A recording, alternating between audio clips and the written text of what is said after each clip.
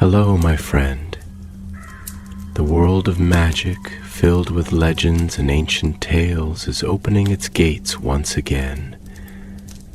Tonight, in the Gryffindor dormitory by the crackling fireplace, I will share another story with my friends. Join us, for the magic is about to come alive. Long ago, before Harry Potter was born, and before Lord Voldemort had taken his dreadful name, the halls of Hogwarts echoed with a different kind of mystery. The year was 1938, and while the castle stood as proud and ancient as ever, something deep beneath its stones had begun to stir. And this time, Albus Dumbledore was not yet the white-bearded headmaster known to most. He was a professor of transfiguration, sharp-eyed, brilliant, and already more powerful than nearly any wizard alive. Yet even he could not have foreseen the darkness creeping into his beloved school. It began with whispers, soft as wind through parchment. They slid along the walls of the library's restricted section. Madame Vance, the librarian, had reported cold drafts that moved against the fire. Books went missing, only to return hours later with pages torn or entirely rewritten. Then the dreams started. A young Ravenclaw girl named Clara Kraus awoke screaming in the middle of the night. She claimed a voice had spoken to her from within the stone walls, telling her of a book that knew all the laws of magic and could break them one by one. The professors called it nerves. She was given dreamless sleep potion and sent back to her dormitory. 3 nights later, Clara vanished. Dumbledore stood at the edge of the Ravenclaw Tower as the sun dipped below the forest. His fingers were folded behind his back, his robes caught by the wind, and his mind troubled. Clara had not run away, of that he was certain. There was no trace of her, and no magic, however powerful, left no trace, unless something older was at work. He descended into the dungeons, alone, past the potions room, past the stone mermaid that hid the corridor to the kitchens. He found a staircase few remembered. Even Filch dared not clean it. The stones grew slick with moss and hung with the scent of damp parchment. At the bottom, he found a door. It hadn't been there before. Carved into the wood were 12 runes, bleeding red. No ink had been used. He raised his wand. Revelio. The door did not reveal any illusion. But the runes began to shift, curling into new shapes. One of them, jagged and searing like fire, burned into the air above the door. "Speak," a voice rasped from the dark. "Name the price." Dumbledore's breath stilled. Whatever was behind this door, it was no ordinary room. No spell of his could open it. The magic was ancient, perhaps even older than Hogwarts itself. He turned away, for now. At breakfast the next morning, whispers flitted from table to table like restless birds. Another student, a Hufflepuff boy named Harrow Weems, had vanished during the night. No one had seen him leave the common room. No doors were opened, yet his bed was empty, the sheets still warm. Maylis Thorne sat at the Ravenclaw table, watching the professors with narrowed eyes. Her father worked at the Department of Mysteries, and she knew well what magical silence sounded like. The professors weren't just puzzled, they were afraid. Later that evening, she cornered Professor Dumbledore near the Transfiguration classroom. "Sir," she said, her voice steady despite the pounding in her chest, "you know more than you're saying." Dumbledore turned to her, his expression unreadable. "A curious claim, Miss Thorne. You were in the dungeons. I saw you. The staircase near the old mermaid. No one goes down there." Dumbledore's gaze sharpened. "And how do you know of that staircase?" "I followed you," she admitted. "Clara was my friend. I want to help." There was a long pause, then Dumbledore nodded once. "Very well. Come with me." The two of them returned to the dark corridor. The door was still there, the runes pulsing like embers in a dying fire.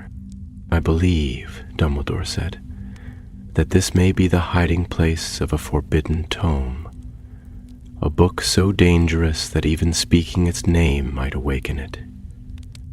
Malus stepped forward, the Compendium of Rules in blood.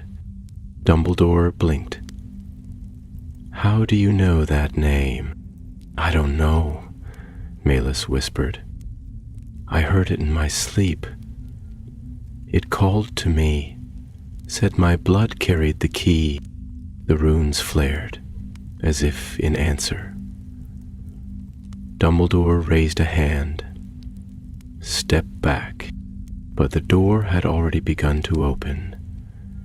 There was no creak, no groan of old hinges, only silence, deep and cold.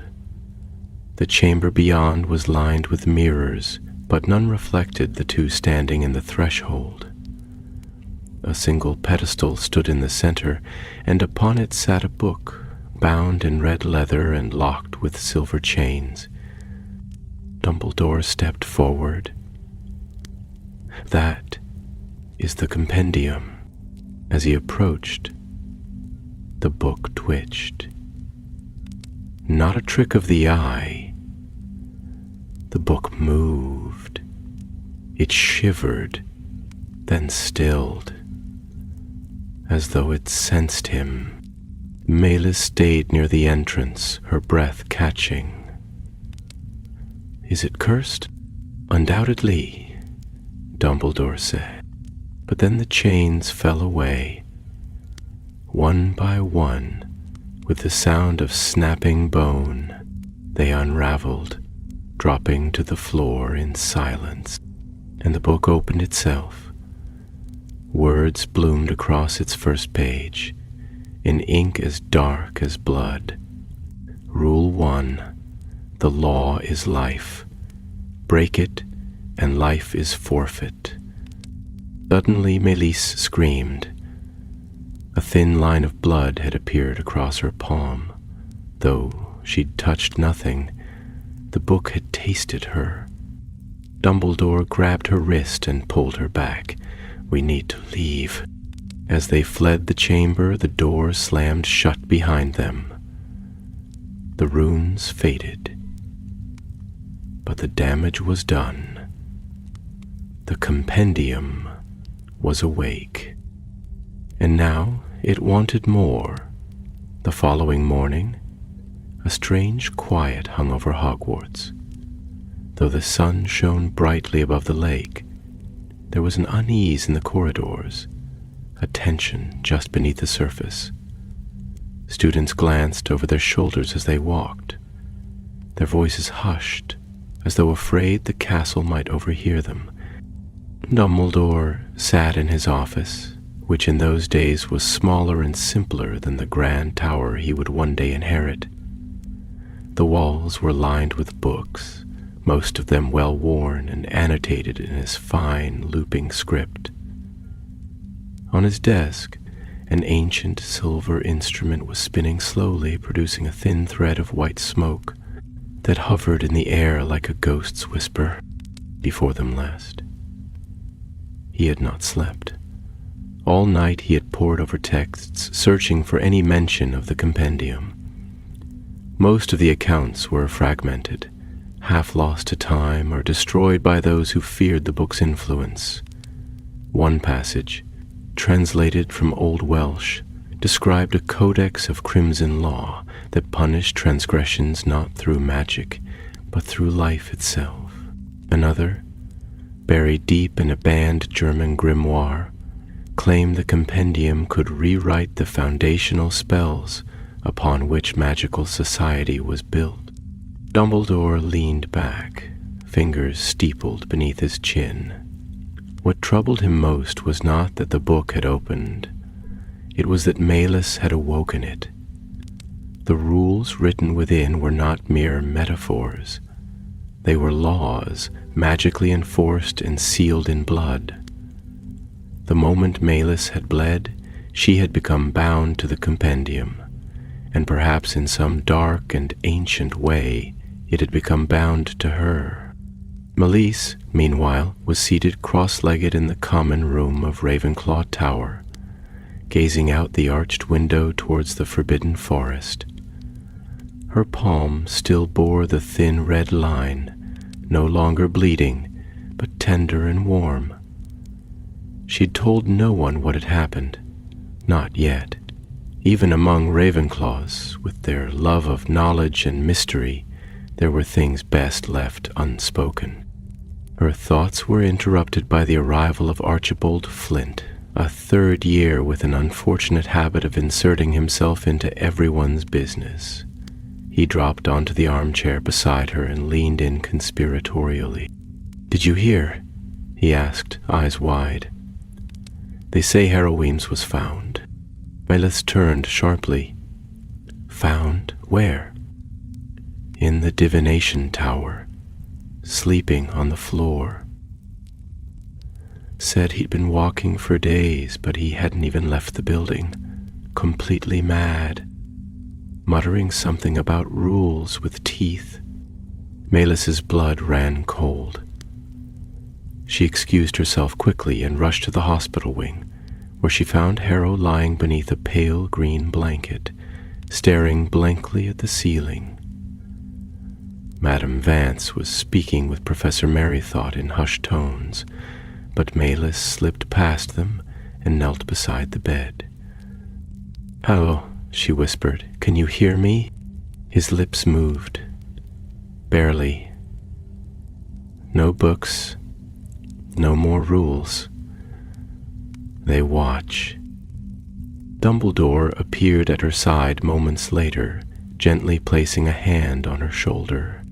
"He's not hurt," he said softly, "but his magic has been dulled, like a candle burned too quickly."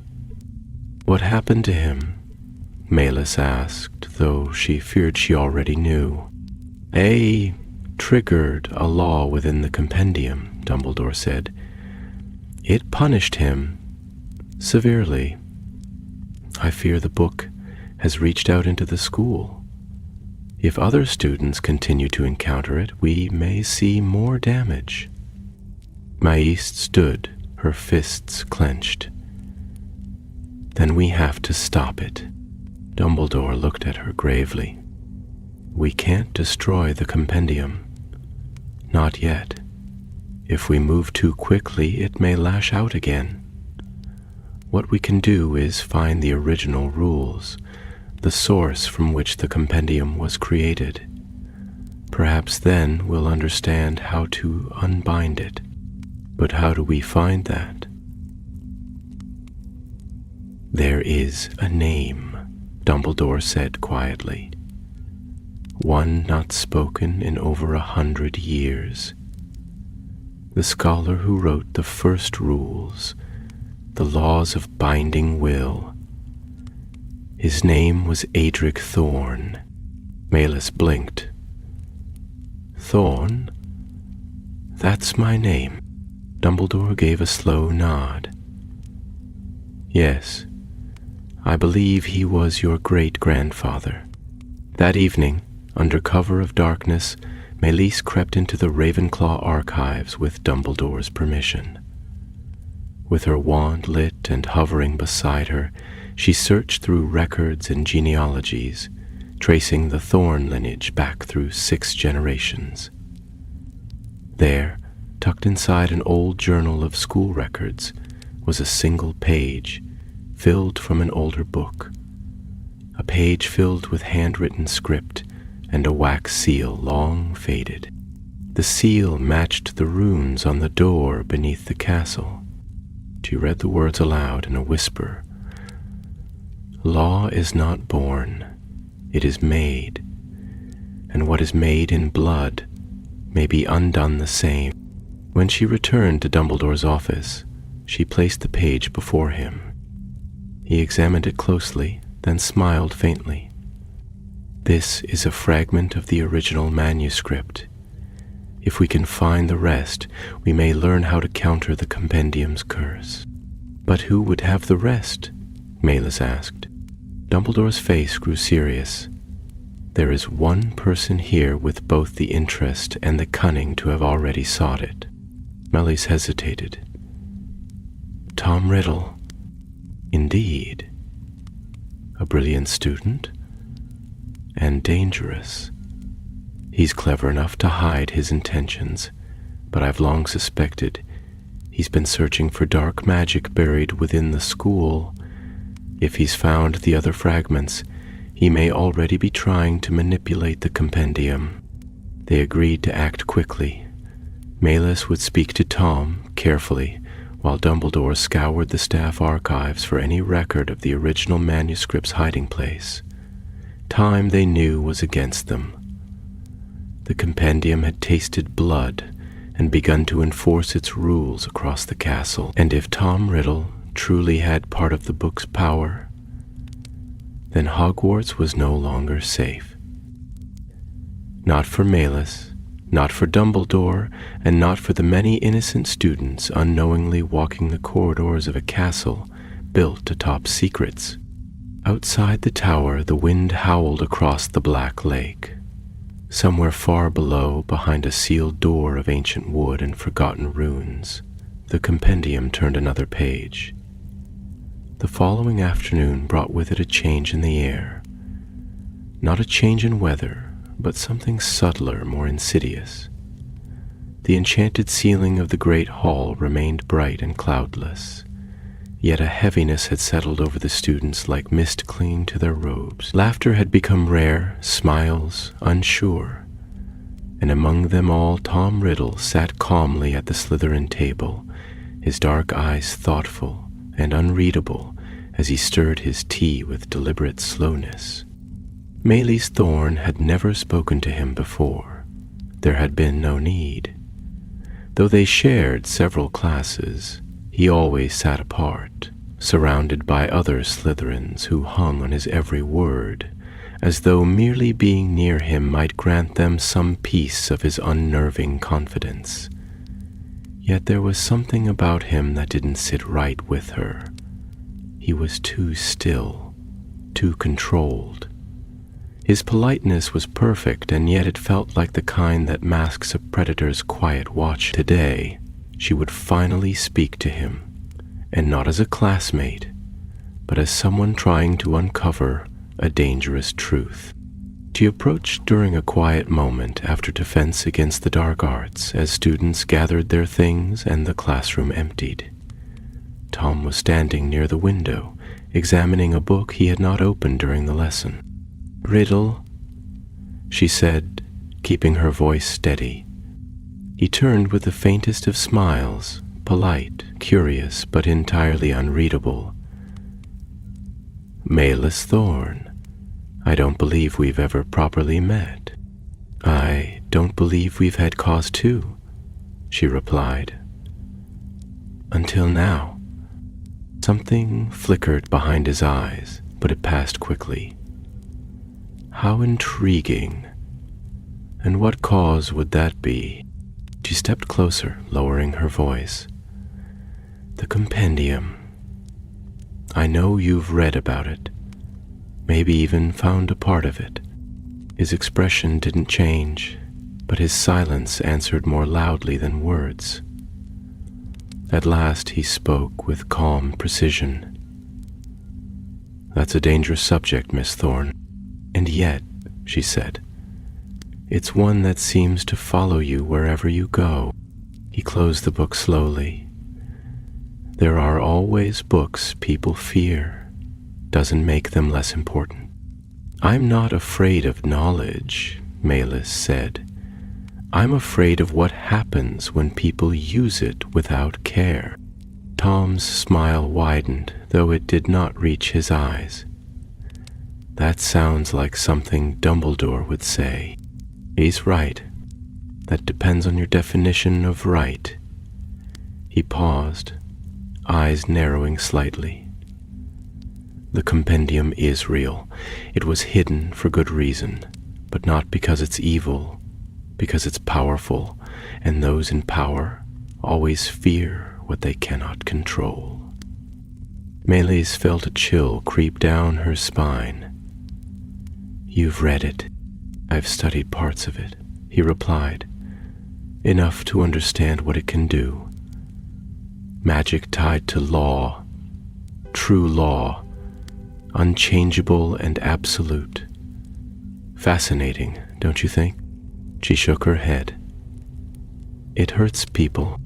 It punishes those who break its rules," he corrected. "What could be more fair?"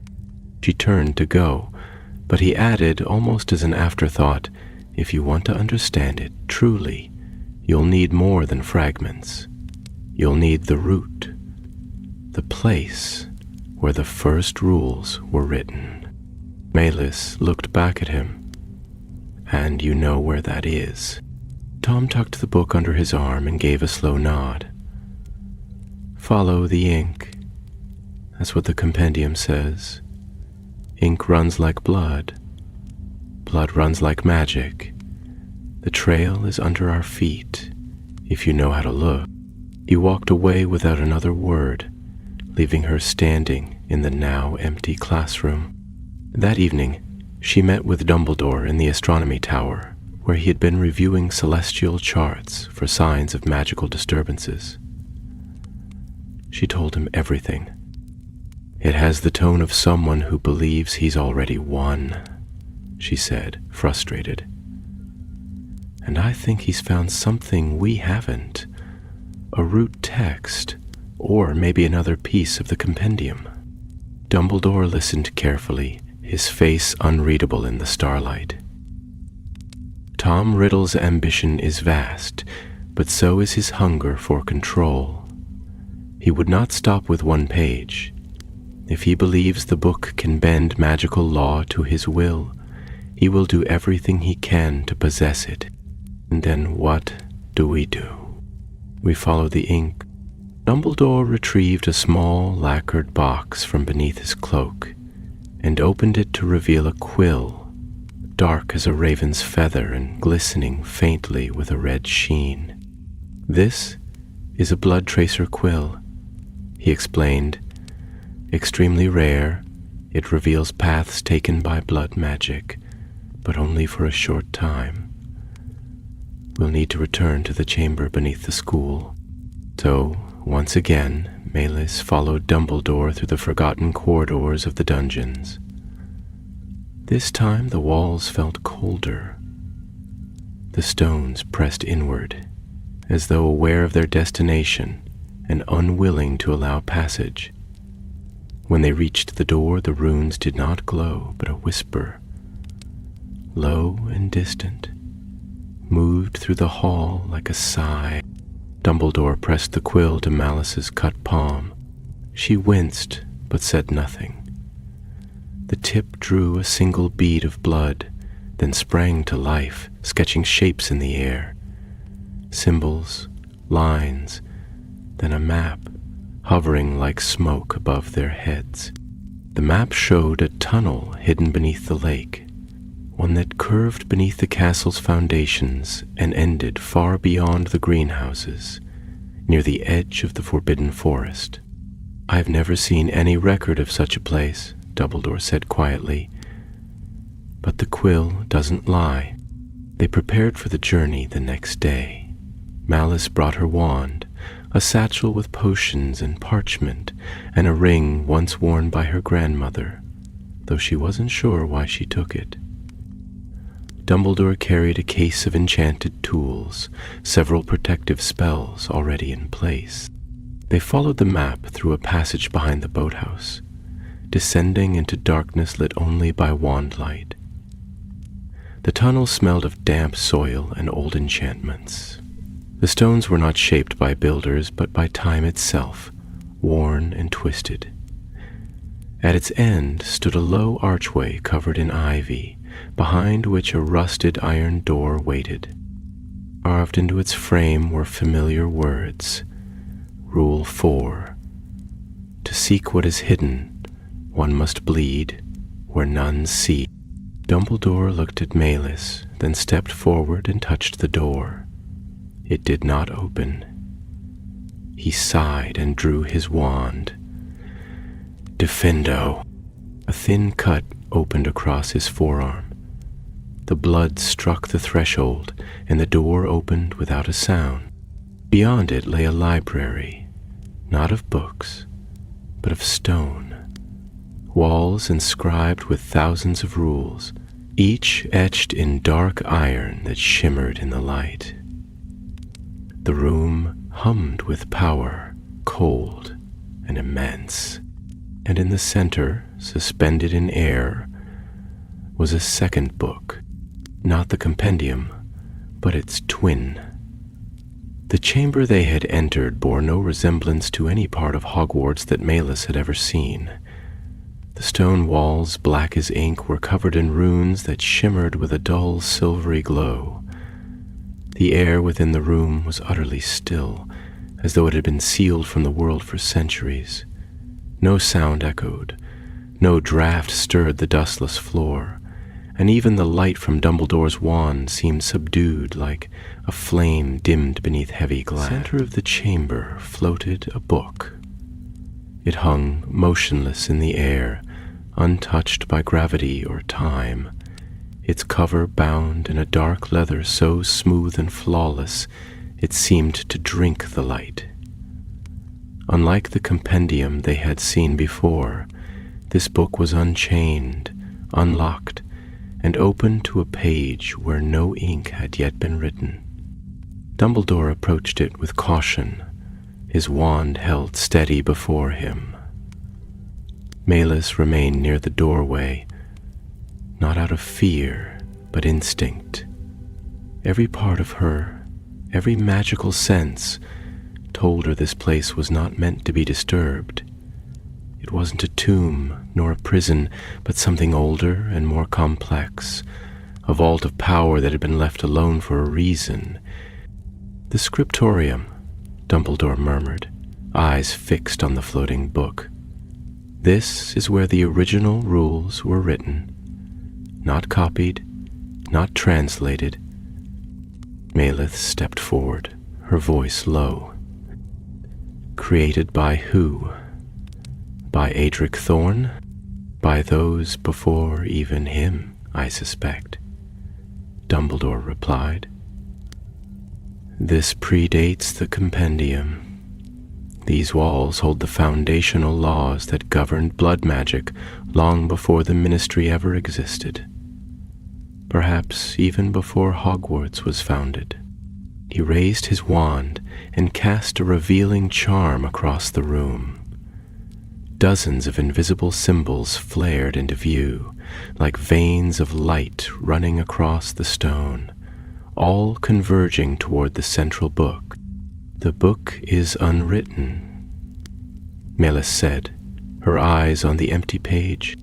For now, Dumbledore answered, his brow furrowing. But it is listening.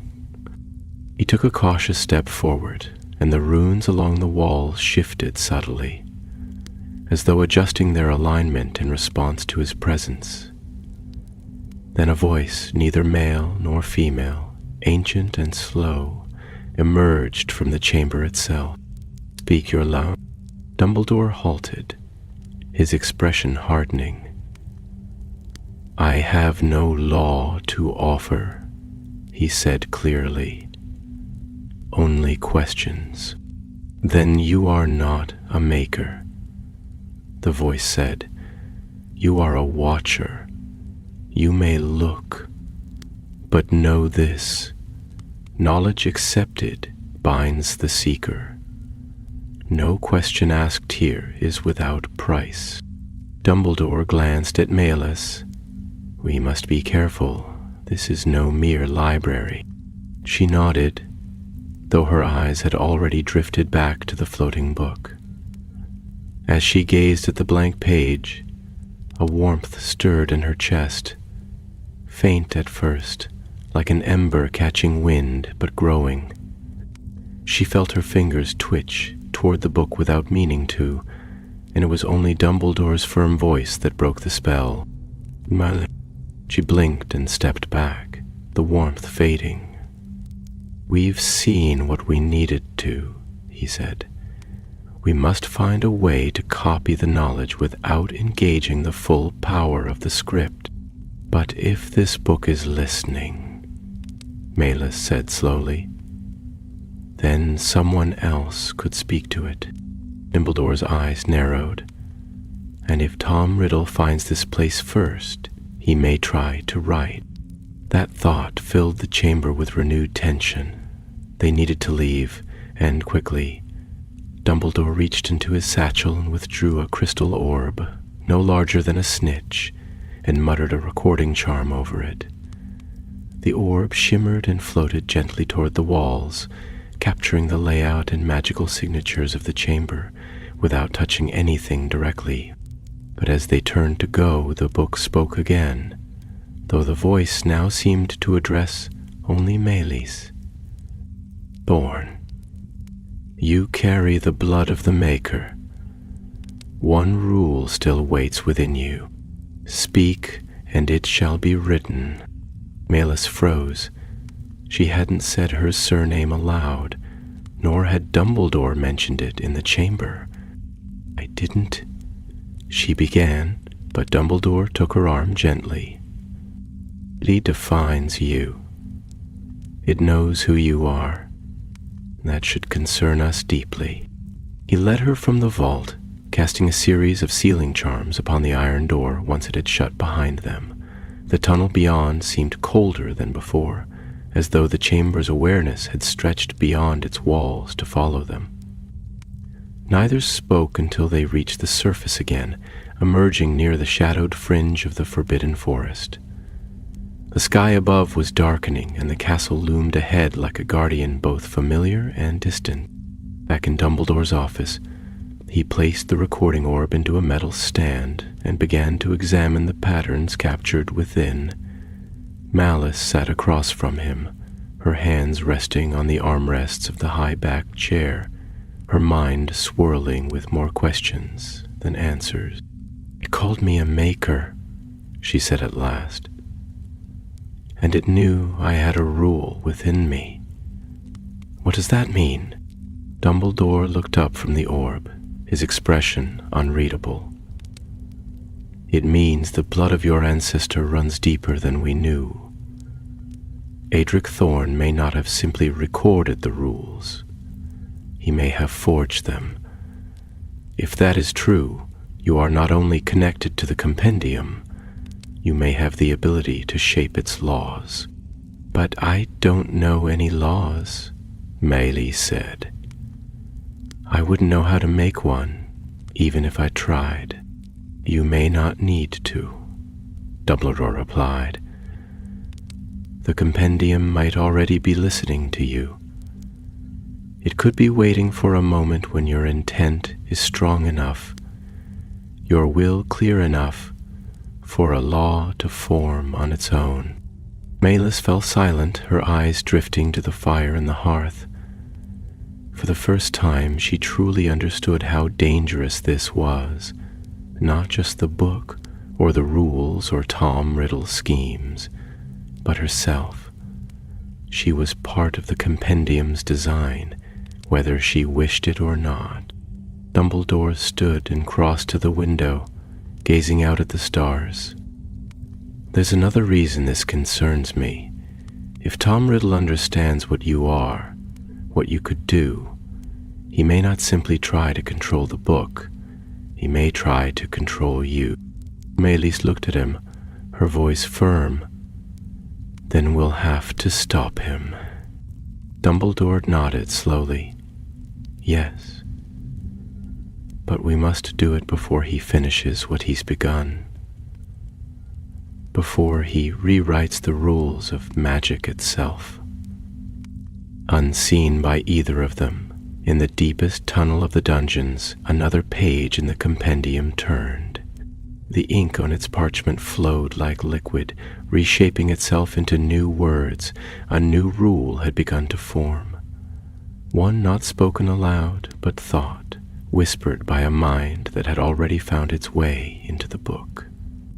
And high in the Slytherin dormitory, Tom Riddle sat by candlelight, reading a single page torn from an ancient volume. His eyes gleamed as he whispered, not to himself, but to something listening in the dark. "The law bends," he said softly, "and I will be its author." It was a gray morning when the news reached the staff table. Another student had disappeared. This time it was a second-year Gryffindor girl named Elsie Penrose, last seen in the corridor near the trophy room late the evening before. Her books had been found scattered along the floor, one of her shoes resting neatly at the base of the Quidditch cup case. Professor Dippet immediately ordered a search of the castle. And for the first time in living memory, classes were suspended for the day. Dumbledore stood beside the entrance to the Great Hall, watching as students were escorted in groups to their common rooms. His face was calm, but there was tension in his every movement. Beside him, Professor Merrythought spoke in a whisper. "It's spreading," she said grimly. "They're being taken faster. Whatever it is, it's no longer content to wait in the dark." "I fear it is no longer hiding at all," Dumbledore replied, his voice low. "It is testing the edges of its reach." In the Ravenclaw common room, Maelys sat by the fire, her thoughts swirling in a storm of unease. She had barely slept. All night she dreamed of pages turning and voices murmuring beneath stone. When she awoke, her sheets had been covered in faint ink stains, and her fingertips tingled as though she had written in her sleep. She stared at her hands now, wondering if the compendium was drawing more from her than she realized. Her thoughts were interrupted by the sound of hurried footsteps. Archibald Flint burst through the entryway, his cheeks flushed and his eyes wide behind thick spectacles. "Bedtime, Murphy. They found something," he exclaimed. Near the old Owlery Tower, a message. Maelys stood at once. "What kind of message?" They won't let anyone see it. But I heard one of the professors say it was written on stone, not carved, written, and in blood." Maelys didn't wait to hear more. She left the common room at a run, her wand already in hand. By the time she reached the Owlery Tower, a crowd of professors had gathered, and she was quickly intercepted by Professor Flitwick. "Miss Thorne, this is not for students." "I know," she said breathlessly. "But I think I know who left the message." Vacation distance. That gave him pause. After a moment's hesitation, he stepped aside, and she was allowed through. At the base of the tower, etched in thick crimson strokes across the flagstones, were 6 words. "The rule is broken. I remain." Dumbledore stood nearby, his eyes fixed on the message.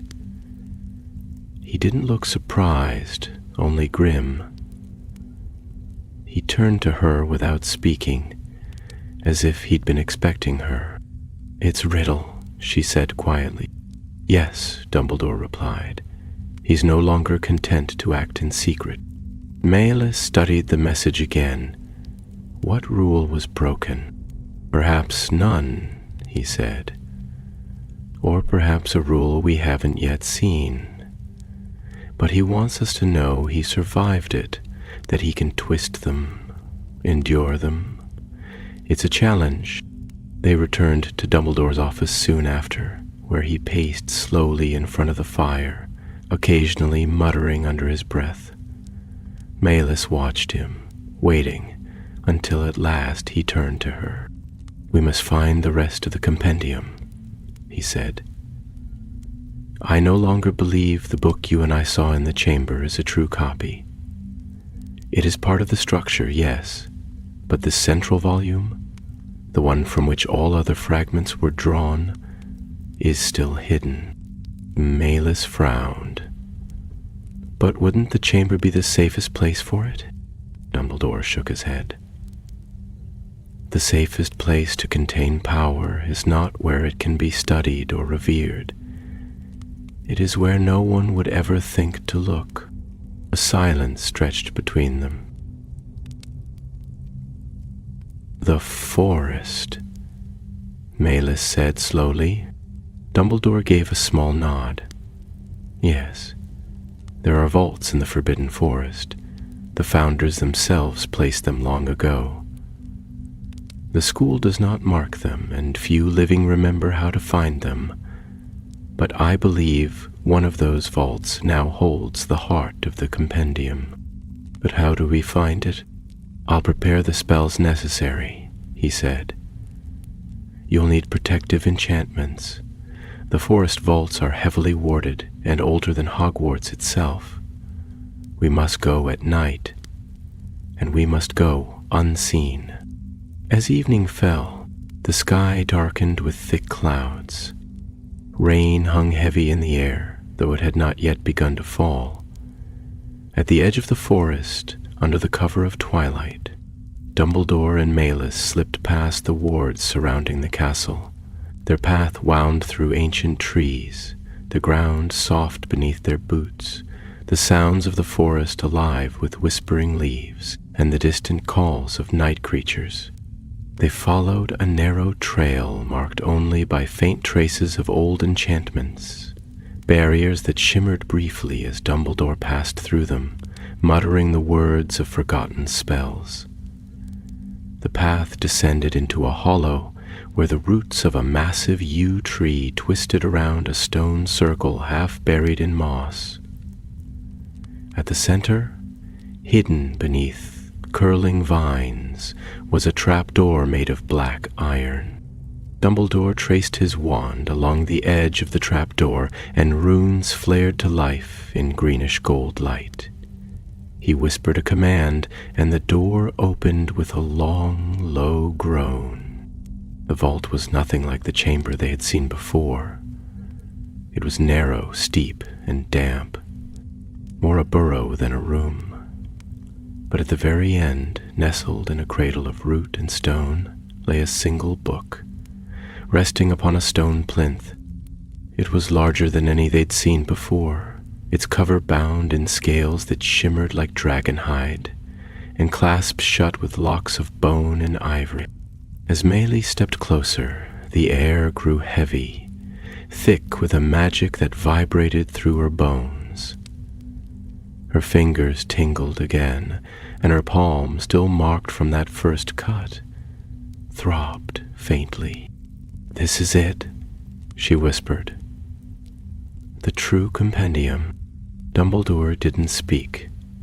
He circled the plinth slowly, examining the ancient wards carved into the surrounding stone. "The vault's enchantments are still intact," he said at last, "but they are fading. What happens if they fail?" He looked at her with a gravity she had never seen in his face before. "Then the Compendium will wake fully, and every law ever written within its pages will once again be enforced, even those the magical world has long forgotten." Maile stared at the book. In the silence, a thought came unbidden, quiet but undeniable, and want to be opened. For a long time neither of them spoke. The forest vault lay in deep silence, as if the trees themselves were listening. The air felt denser here, thick with the weight of ancient spells and older promises. The compendium rested on its pedestal like something sleeping. A creature not quite dead, not quite alive, but wait. Dumbledore stepped forward, his wand held before him, and began murmuring a series of identification charms. Pale light spilled over the book's surface, casting shimmering glyphs across the walls. Some of them responded, turning slowly like wheels within a hidden mechanism, while others remained motionless, unreadable even to him. At last he lowered his wand. "It is bound by intention," he said quietly. "The vault is sealed not by force, but by will. It will open only to one it recognizes, and only if that person knows what they're asking for." Mila stepped beside him. The book did not stir, but she could feel its presence now more strongly than ever. It wasn't just listening. It was remembering. A slow, steady awareness radiated from its cover, like a heartbeat thrumming through enchanted stone. She reached out a hand but stopped just short of touching it. "I don't think I should," she said. "Not yet," Dumbledore agreed. "But we know where it is. That alone gives us an advantage." They turned back toward the exit, Dumbledore muttering sealing charms behind them. As they climbed the narrow tunnel, Melis glanced over her shoulder. The book remained still, yet the shadows in the vault seemed to lean toward it, drawn by something deeper than mere magic. They emerged once more into the night air. The sky had begun to drizzle, the soft patter of rain misting the leaves above. The walk back to the castle was long and silent. Neither wished to speak of what they had seen. The next morning, Melis awoke to find a folded note at the foot of her bed. The parchment was old, creased along the edges, and bore no seal, only her name, written in dark ink, in handwriting that was unfamiliar, but unnervingly elegant. She opened it quickly. "You have seen the vault. You have touched the current. You are not the first thorn to wake the law. But you may be the last. Speak with me, before others poison your understanding. The truth is not written in the book. It is written in us. T.R." She read it 3 times, her heart beating faster with each pass. The implications were clear. Tom Riddle not only knew about the vault, he expected her to find it. Worse, he believed she shared something with him. That thought unsettled her more than the compendium itself. She showed the letter to Dumbledore that afternoon, meeting him beneath the beech tree on the far edge of the school grounds, where they often spoke in private. He read the note in silence, then folded it neatly and tucked it away inside his robes. "He's trying to draw you in," Dumbledore said, "to make you question what you've seen, what you believe. It is the first tactic of those who would rewrite truth to suit their ends. But if he knows whether I am or what the book thinks I am, what does he want from me?" "Authority," Dumbledore replied. "Legitimacy. The compendium doesn't respond to power alone. It responds to lineage, intent, and conviction. You may have something he lacks, the right to command it. If he cannot control the compendium directly, he may try to use you to do it for him." "I won't let him," Melis said, but her voice trembled ever so slightly. Dumbledore gave her a long, steady look. "We must tread carefully. I'll increase the protections on the vault tonight. You, meanwhile, must remain watchful. If he reaches out again, let me know at once." The following days passed slowly, filled with an eerie quiet that settled over the school like fog. Though classes resumed, few students could concentrate. The missing students, Clara, Hero, and Elsie, had not returned, and no further signs of them were found. The professors grew more anxious with each passing day, and whispers of curses and vanishing spells spread through the common rooms like wildfire. Melis tried to carry on as usual, but she felt the book's presence even within the castle walls. Sometimes, while walking through the corridors alone, she would hear the sound of pages fluttering behind her, though no book was in sight. Once, during charms, the ink in her inkwell thickened to the color and texture of blood, before returning to normal as soon as she blinked. One evening, as she studied by candlelight in the library, she heard someone approach behind her. Expecting Madame Vance or perhaps Archibald, she turned casually, only to find Tom Riddle standing there, his expression mild and polite. "May I sit?" he asked. She hesitated, then gestured to the empty chair across from her.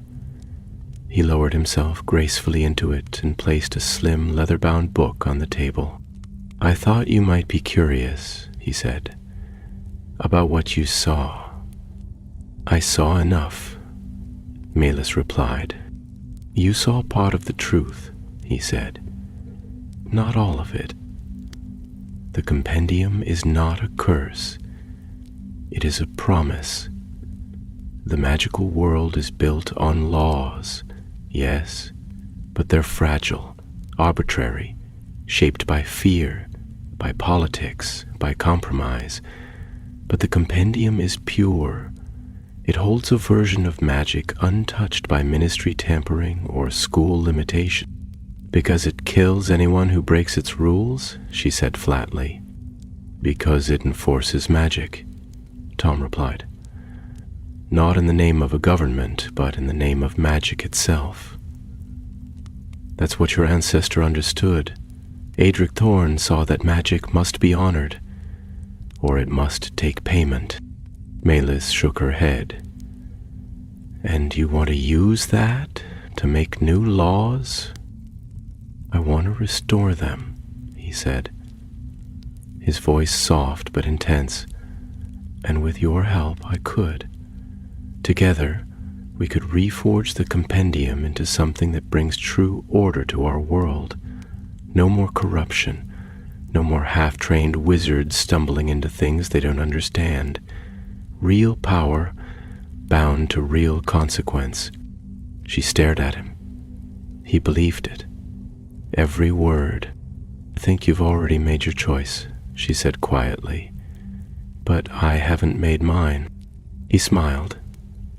"Then think carefully before you do."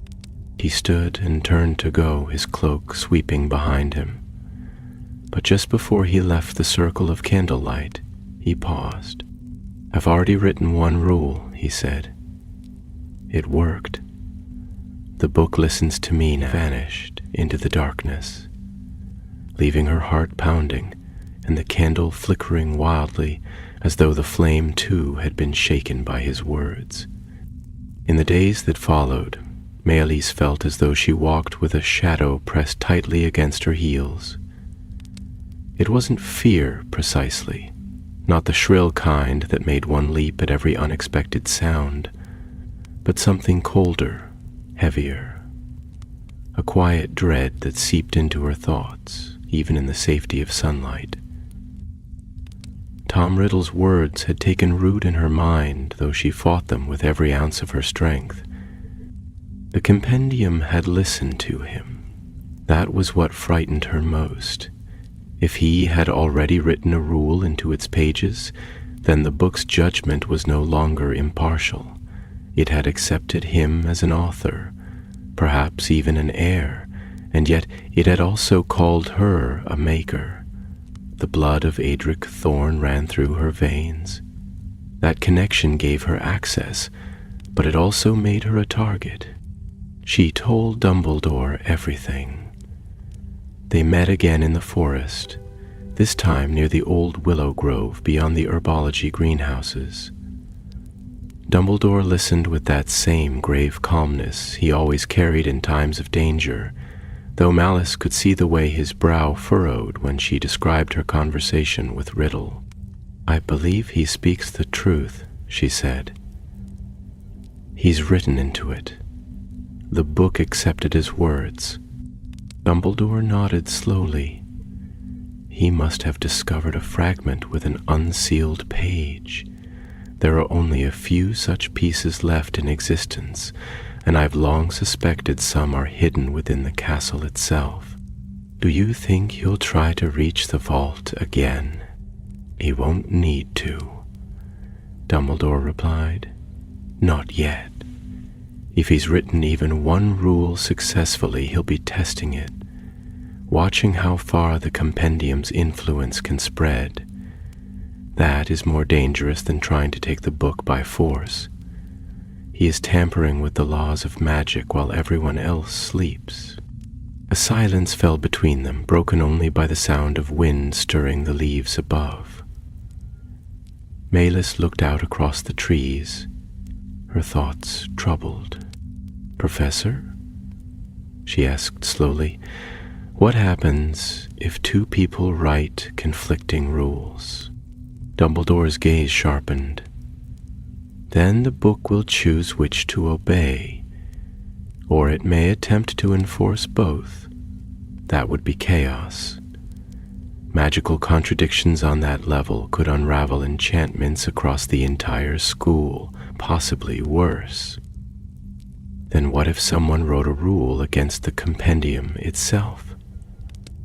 Dumbledore turned to her, and this time his expression changed.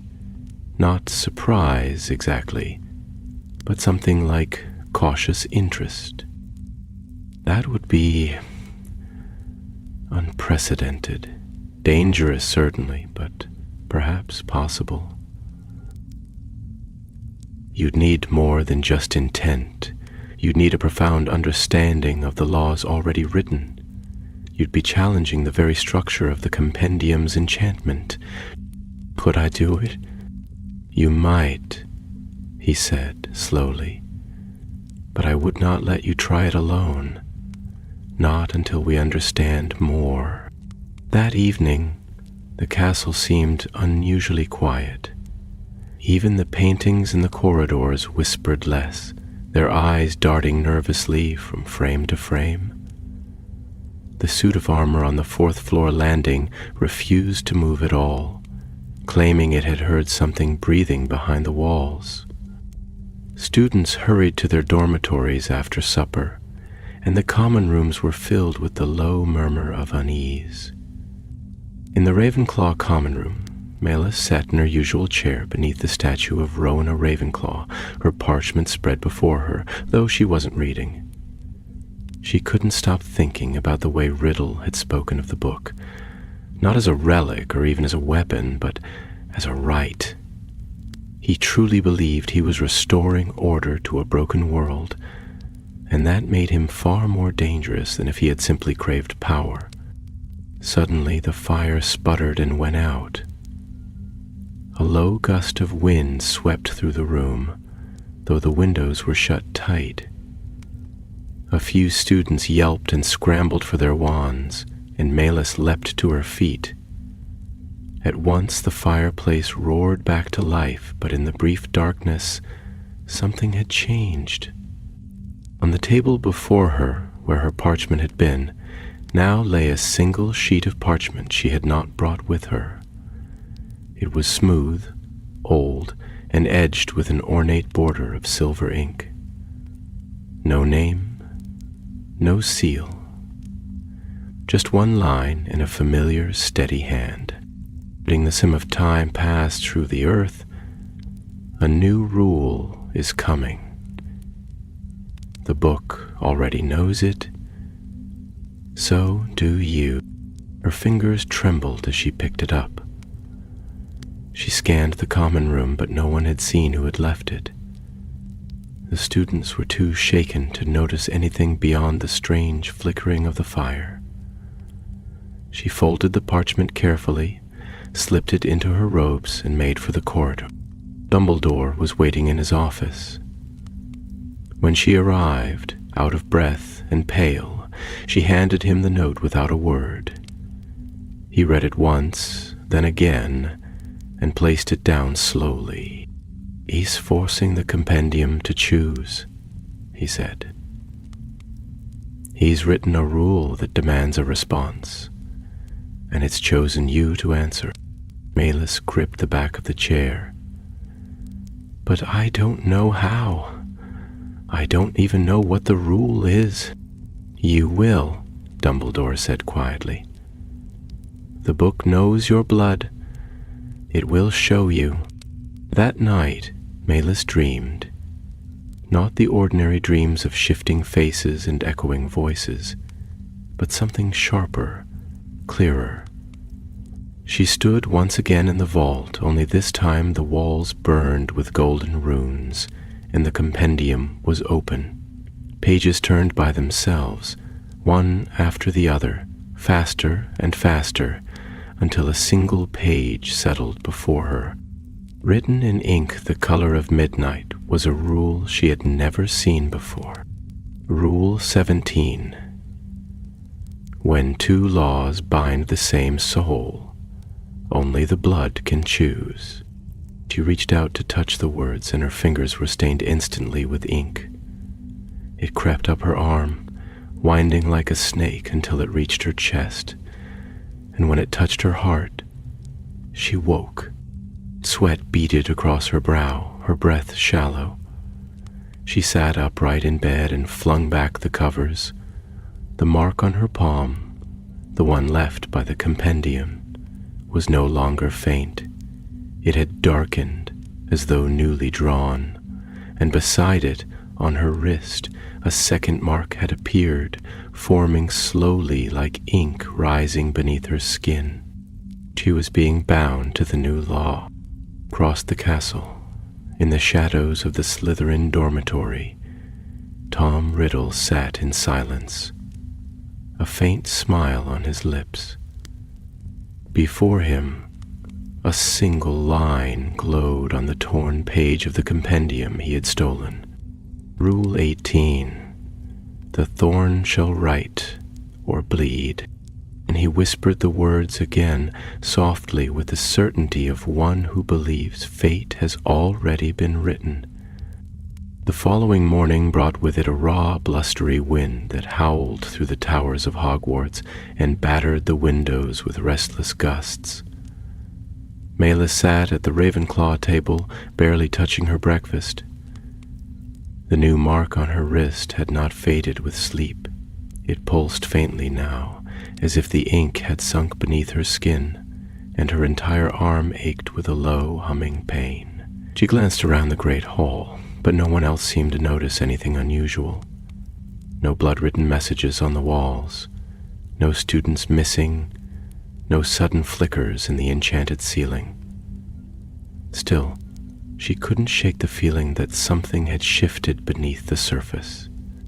Professor Dumbledore did not appear at the staff table that morning, and when Malus rose to leave, she found Madame Vance waiting near the entrance.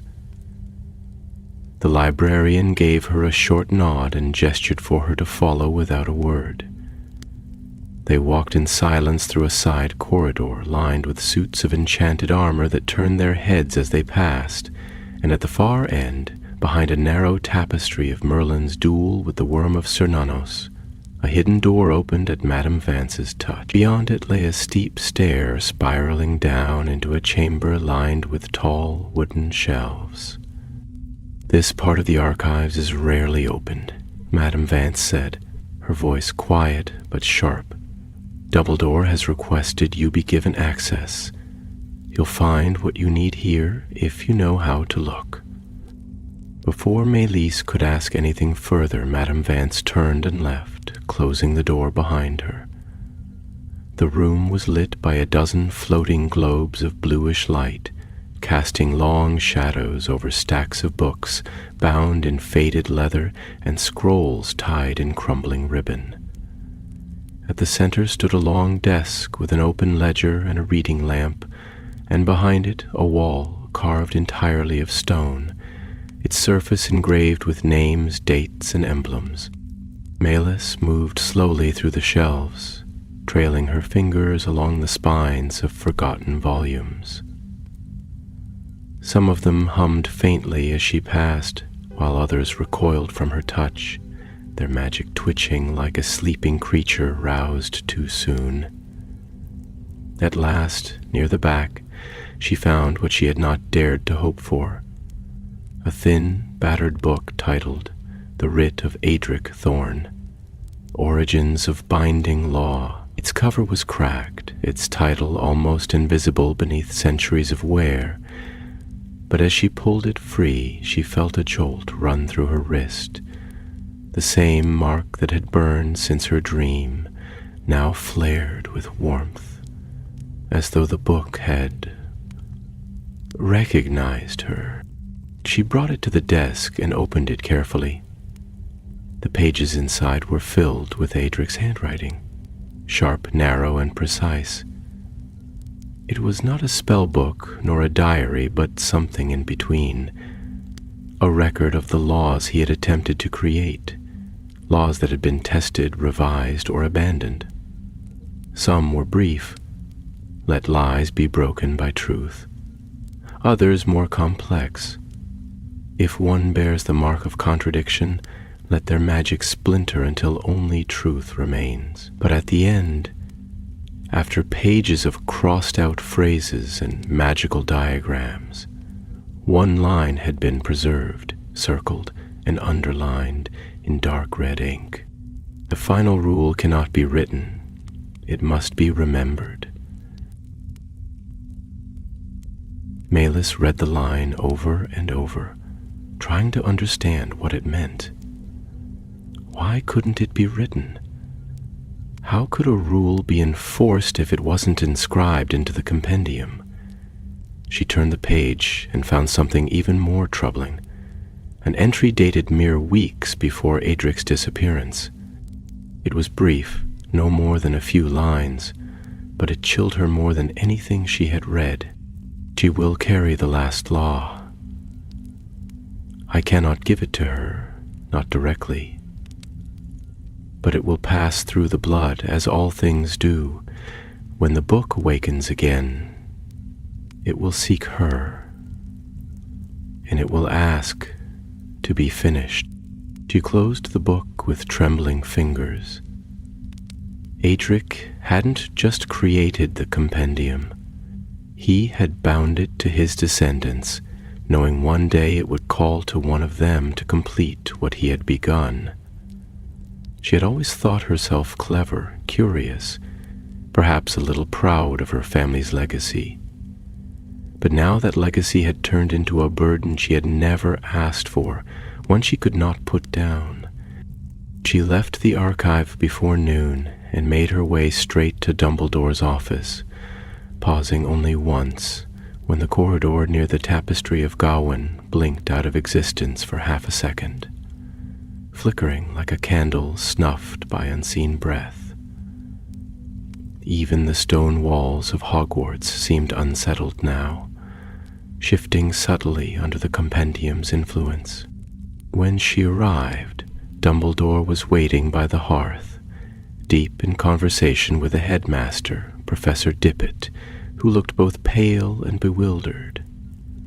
The moment he saw Melis, Dumbledore turned and crossed the room to meet her, his eyes falling instantly on the book in her hands. "You found it," he said, and she nodded.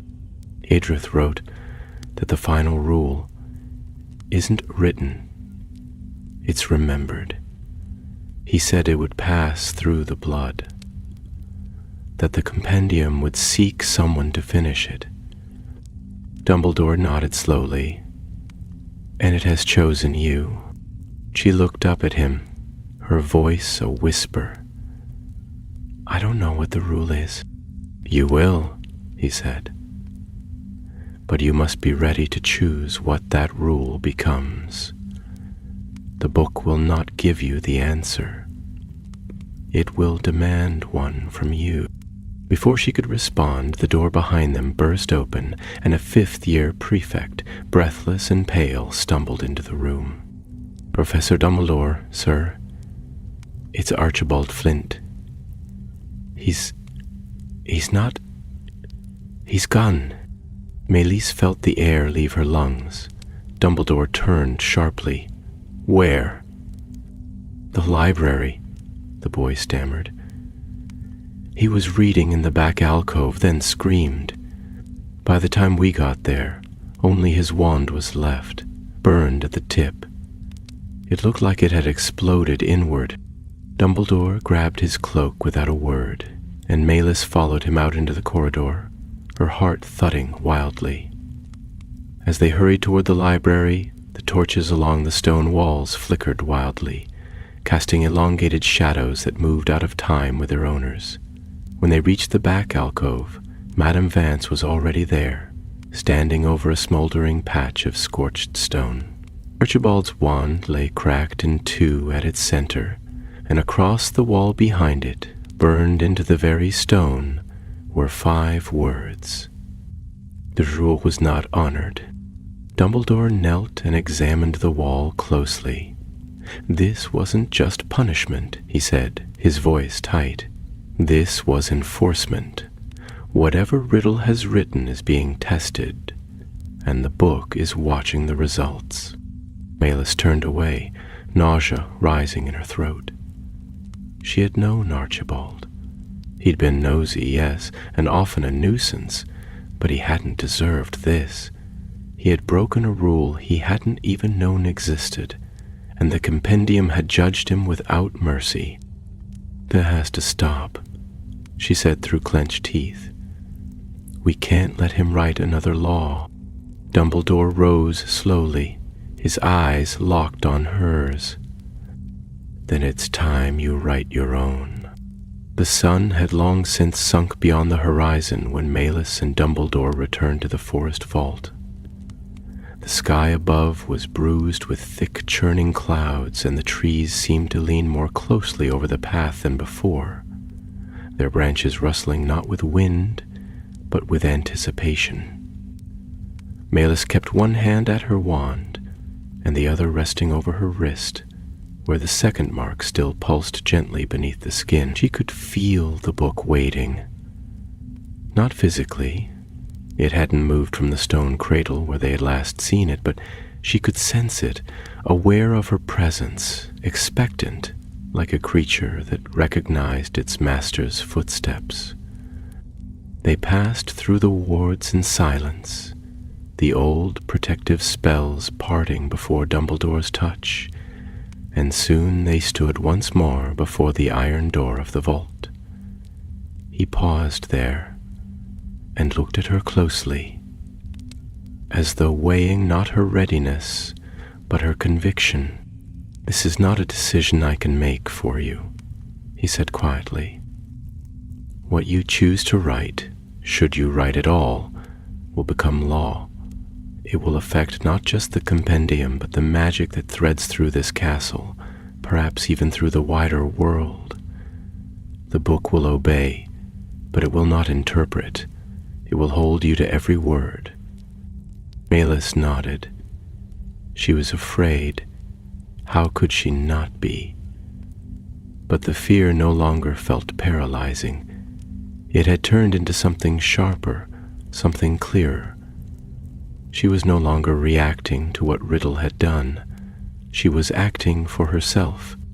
They descended into the vault, the stairwell echoing with their footsteps. At the bottom, the chamber was unchanged. The Compendium floated still in its cradle of twisted roots and stone, its cover dark and unblemished, the silver clasps no longer locked. The air thrummed with potential. This time, Mélisse approached alone. As she stepped forward, the marks on her hand and wrist began to burn, not with pain, but with heat, as if something beneath her skin had been lit.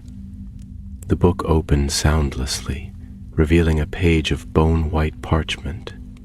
She saw no ink, no instruction, only a reflection of her own gaze mirrored faintly in the sheen of the parchment. She reached into her satchel and withdrew the quill Dumbledore had given her, one carved from a raven feather and tipped with silver. She had not yet used it, though it had once belonged to her grandmother, and the sight of it now steadied her. Then came the voice, not spoken aloud, but resonating within the chamber, within her bones. Speak the final law. She took a breath, holding the quill tightly, and for a moment her mind filled with all the things she wanted to say. Stop the pain, undo Riddle's rule, end the Compendium. But none of those were enough.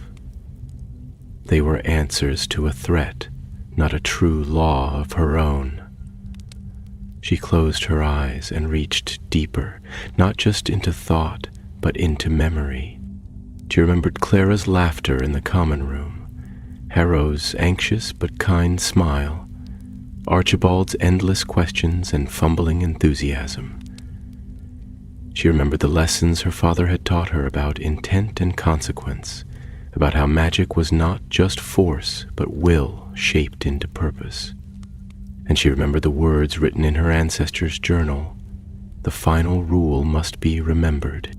Her hand moved slowly across the page, and words began to form. Not from ink, but from magic itself. The letters etched themselves into the parchment with a golden light that burned brighter with each stroke.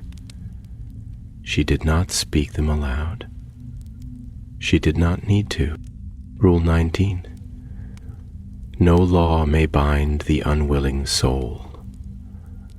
Let choice sever the chain. Let magic obey the heart, not the book. The Compendium shuddered. A low hum filled the vault, rising in pitch as though the book were trying to resist, trying to refuse, but Melis's hand remained steady. She pressed the quill to the end of the final line, sealing the rule. The moment the quill left the page, the light exploded outward in a silent wave. The vault flared with golden fire that leapt from the book to the runes on the walls, racing through every line of inscription like water through dry roots. The very air rippled with power. Dumbledore stepped forward at once, casting a protective charm around them both, but the energy did not lash out. It expanded, like a long-held breath finally released. Then, just as suddenly as it had begun, the light vanished. The Compendium closed with a heavy, resonant thud. The clasps clicked shut once more, not forced but willing, as if satisfied. The roots beneath it, which had once reached greedily toward the pedestal, slowly retracted into the stone. The vault dimmed to its previous silence. The book had been bound again. But under her law, Dumbledore approached her, his eyes unreadable, though there was something in his face, something like pride, tinged with the shadow of caution. "It's done," he said. Malice nodded. "It's bound to choice now," she said, her voice barely above a whisper. "Anyone the Compendium tries to judge, they'll choose whether it has that power. No more hidden rules, no more traps. Riddle can't command it, no one can. Not unless the person it binds accepts the law." Dumbledore gave a slow breath. A law of freedom, rarely written in any age. They sealed the vault behind them, the iron door once again obscured beneath spells old and new. The path back through the forest seemed different somehow, lighter, as though a fog had lifted. Yet Malus knew it wasn't over. The compendium had been closed under a new rule, but Tom Riddle would not stop simply because the book had slipped from his grasp. He would try again. He had to. Power of that magnitude was not so easily abandoned. When they reached the castle, the wind had stilled, and the stars shone clear and bright over the towers. The night was calm, but Malus knew was only a moment's peace. As she parted from Dumbledore near the stairwell that led back to Ravenclaw Tower, she paused and looked up at him. "Do you think he knows yet?" she asked. "I expect he does," Dumbledore replied. "But I also expect he doesn't understand it. Not yet. He believes control is strength. He may never grasp that surrendering it, even slightly, can be the greater power." Malise gave a tired smile and climbed the stairs, feeling older than she had that morning. The common room was quiet, lit by soft moonlight streaming through the tall windows. She returned to her bed, but sleep did not come easily. The weight of what she had written lingered in her bones like the echo of a spell cast far deeper than she could reach. In the Slytherin dormitory, Tom Riddle stood at his desk, the torn fragment of the compendium now cold and inert in his hands. He read it again and again, the ink refusing to shift, the page refusing to open further. Somewhere, in some hidden vault, a stronger law had been written, stronger than his, more complete, beyond his reach. He placed the page down, his face utterly still. "This isn't over," he said softly. Then he turned to the shelf where another book waited, one with no cover, no title, only blank pages. He would begin again. The days that followed were quiet, unnaturally so. The castle, once restless with whispers and flickers of unseen motion, seemed to settle into a long, cautious silence, as though even its stones had grown wary of disturbing the balance newly written into the foundations of magic. Students returned to their routines, eyes brighter, laughter slowly returning to the corridors, though none could quite name why the air had begun to feel lighter. The vanishings had stopped, the air no longer pulsed with invisible threat, and yet beneath the surface, something remained unfinished. Malus spent much of her time in the library, though not searching for forbidden texts or secrets hidden behind illusion spells. She read Adric Thorne's writings again and again, not to learn how to write laws, but to understand why they had been written in the first place. There had been fear behind them, yes, and ambition, but also longing. A desire to anchor something greater than himself in a world prone to chaos. She saw that now. Magic, after all, was never truly safe. It could be taught, tamed, but not caged. Adric had tried to bind it, and in doing so he had created something dangerous. She had undone that bond, or rewritten it perhaps. Yet even a gentler chain. Dumbledore remained a constant presence in the background of her days. He no longer walked the halls with restless energy or stayed long in his office. Instead, he seemed to be everywhere at once, teaching, watching, listening. They spoke often, sometimes over short walks through the grounds, sometimes beneath the ancient tree where the compendium had first whispered to her. He never pressed her to speak of what she had written, nor questioned the wording of her law. Instead, he asked questions that seemed to reach deeper than magic, about choice, intention, and the weight of power.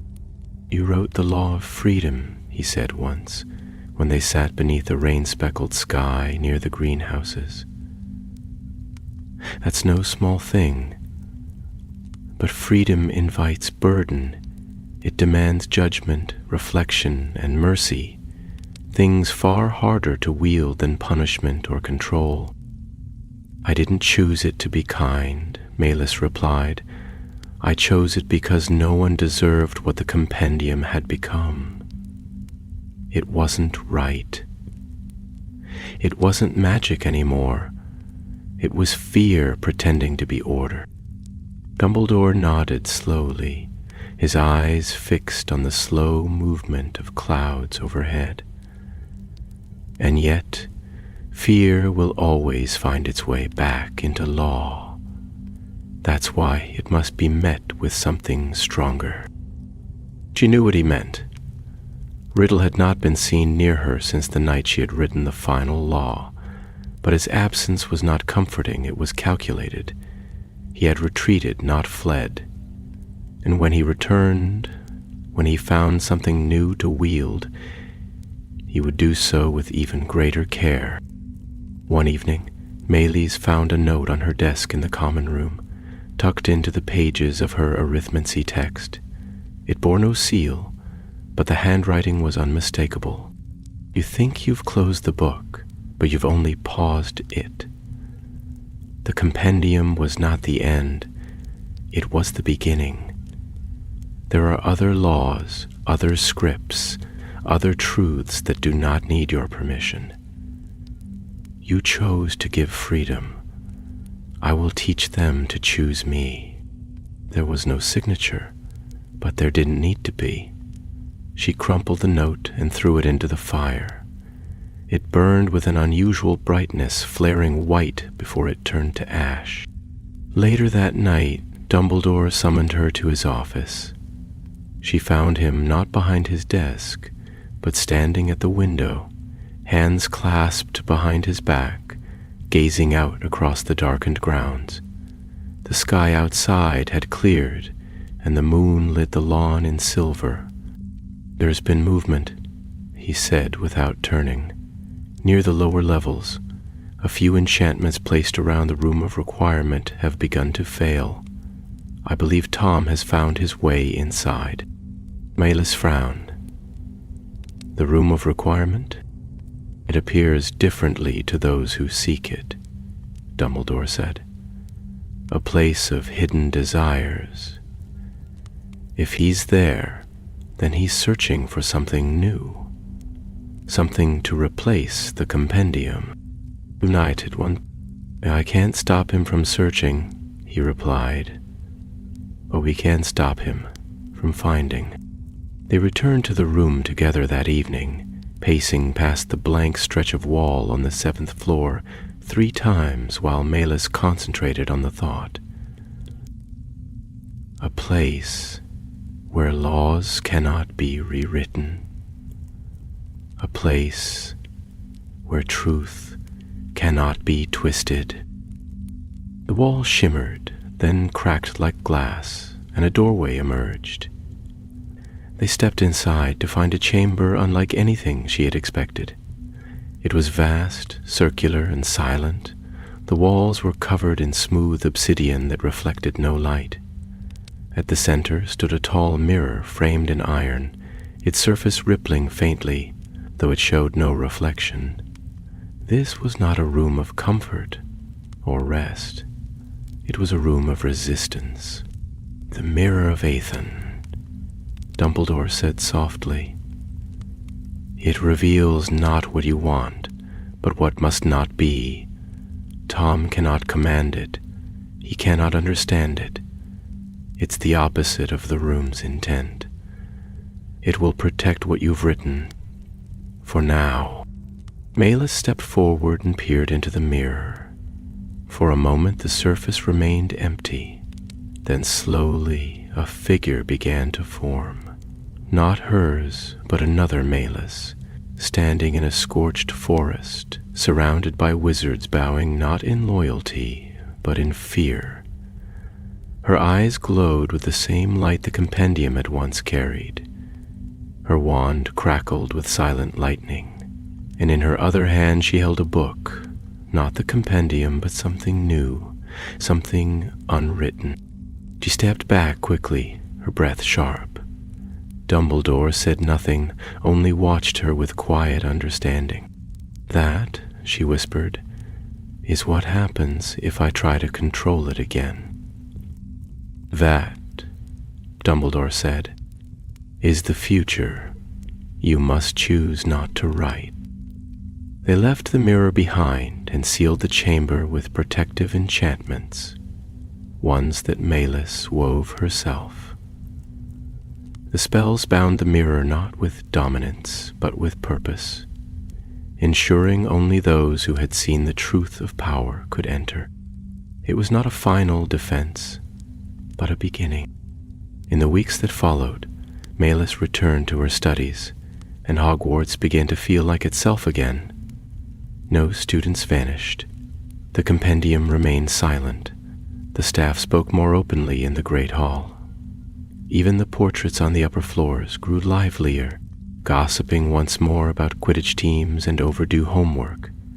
Yet deep beneath the school, in a corner even the founders had forgotten, the sealed vault remained, and within it, the Compendium rested in darkness, not gone, not broken, but bound.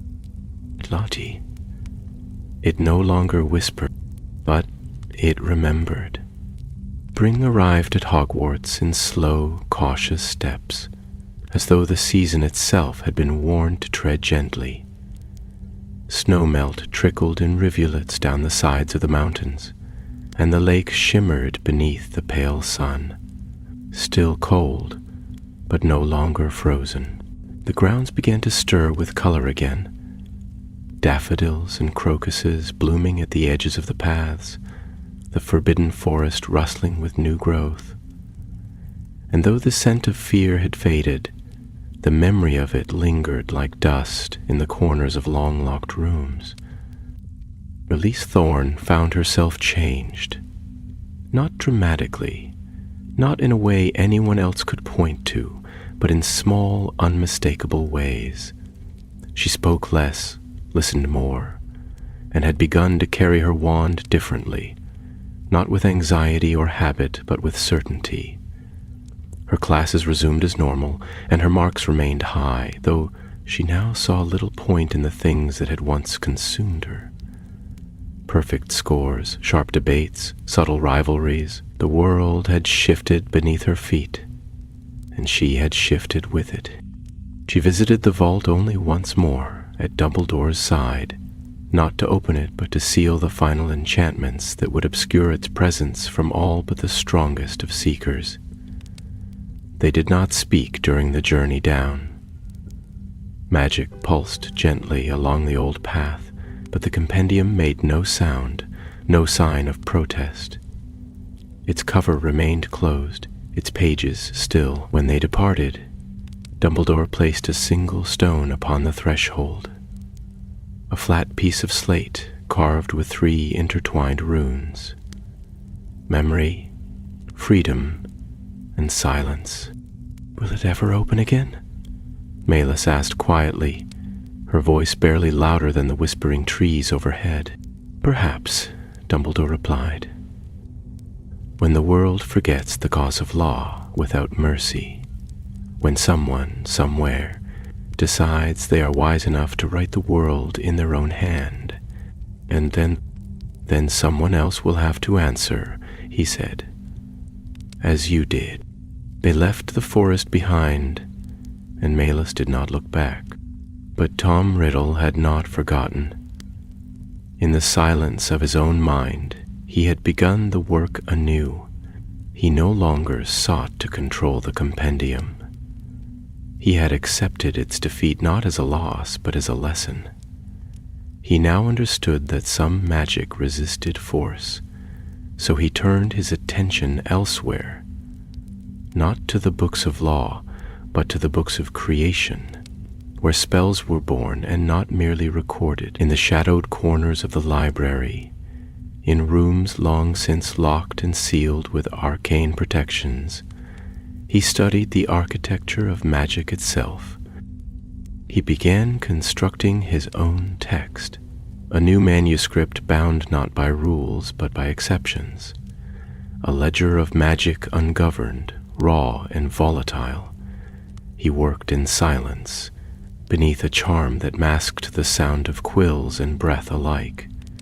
Page by page he tested theories, bending spells into shapes they had never been meant to take, forcing them to obey intentions no ordinary wand could channel.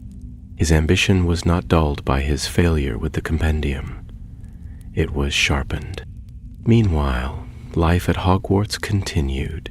Examinations approached and students pored over notes, argued over cauldron temperatures, and fretted over wand technique. Malis did her part, but her mind often wandered. She dreamed more frequently now, not of the vault or the Compendium, but of strange places she had never visited.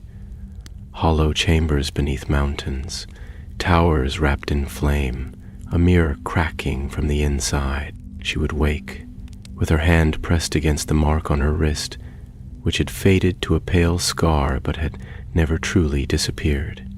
One night, not long before the end of term, she found herself summoned to the astronomy tower. A note, unsigned but unmistakably written by Dumbledore, had simply read, "It stirs again." The tower was quiet, the stars sharp and cold above. Dumbledore stood near the balustrade, his silhouette outlined against the sky. He did not turn as she approached, only gestured gently for her to join him. "There's been a shift," he said, "subtle but real. Wards flickering, protections dimming in the old corners of the castle. I believe Tom has begun building something of his own." Malis nodded slowly. "A new book? Yes. Not a copy, not a forgery. A different kind of artifact, not bound to the laws of old magic, but grown from his own." She looked out over the grounds, the dark shapes of trees swaying gently below. "Can you stop him?"